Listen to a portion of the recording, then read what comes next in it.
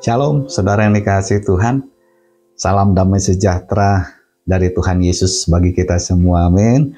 Saya berdoa agar kita semua di tahun 2024 ini diberkati oleh Tuhan. Kesehatan diberkati, rumah tangga diberkati, anak-anak diberkati, pekerjaan bisnis diberkati sama Tuhan. Amin. Pelayanan diberkati sama Tuhan. Amin. Haleluya. Nah saudara, pagi hari ini saya mau sharing dari Bilangan pasal yang ke-14 ayat 27 dan 28. Demikian bunyinya. Ayat 27. Berapa lama lagi umatku yang jahat ini akan bersungut-sungut kepadaku? Segala sesuatu yang disungut-sungutkan orang Israel kepadaku telah kudengar. Ayat 28. Katakanlah kepada mereka, demi aku yang hidup, demikianlah firman Tuhan, bahwasanya seperti yang kamu katakan di hadapanku, demikianlah akan kulakukan kepadamu. Wow, dahsyat saudara firman Tuhan itu. Amin. Kenapa? Karena apa yang kita perkatakan itu didengar sama Tuhan. Mulut kita diberi kuasa oleh Tuhan. Tuhan kasih contoh untuk bangsa Israel. Waktu bangsa Israel bersungut-sungut, mereka berkata, oh kami ini menderita. Itu yang terjadi dalam hidup mereka. Mereka mengalami penderitaan. Waktu mereka bersungut-sungut, kami ini sakit. Itu yang terjadi dalam hidup mereka. Mereka mengalami sampar dan sakit penyakit.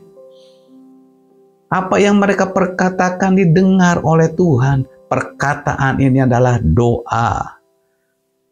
Jadi lewat firman Tuhan ini saudara, Tuhan berpesan, mari masuk ke tahun 2024 ini dengan perkataan-perkataan yang positif, perkataan-perkataan berkat.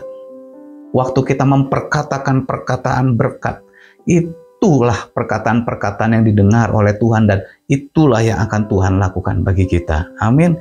Demikian juga ketika kita memperkatakan perkataan-perkataan positif kepada diri kita, maka apa yang kita dengar lewat telinga kita itu akan membuat jiwa kita bangkit. Itu akan membuat hati kita kuat.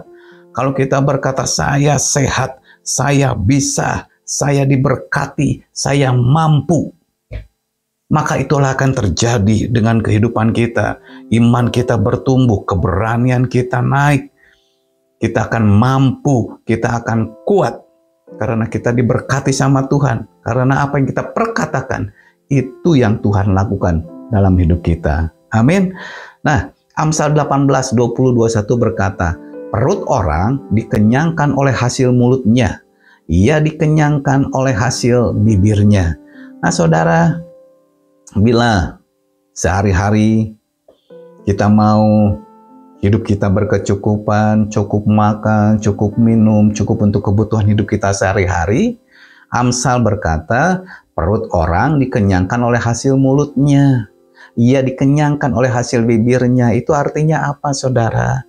Mari awali hidup kita setiap hari, pagi-pagi kita bangun, kita saat teduh, kita berdoa kepada Tuhan, kita perkatakan, Tuhan terima kasih, hari ini aku diberkati, hari ini pekerjaanku diberkati, hari ini usahaku diberkati, hari ini tokoku diberkati sama Tuhan, hari ini anak-anakku diberkati, hari ini aku diberkati dengan kesehatan, aku diberikan kekuatan oleh Tuhan, pintu-pintu dibukakan oleh Tuhan sepanjang hari ini di dalam nama Tuhan Yesus Kristus.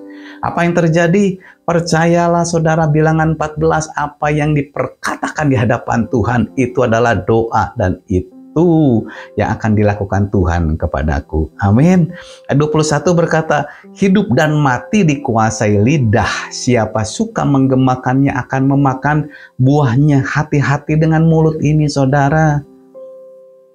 Fakta mungkin berkata keadaan situasi membuat kita lemah, takut, khawatir, dan lain sebagainya. Tetapi kebenaran firman Tuhan berkata sebaliknya bahwa Tuhan itu Jehovah Rafa, bahwa Tuhan itu Jehovah Jireh. Dia menyembuhkan merasakan sakit penyakit kita. Dia yang menyediakan segala keperluan kita.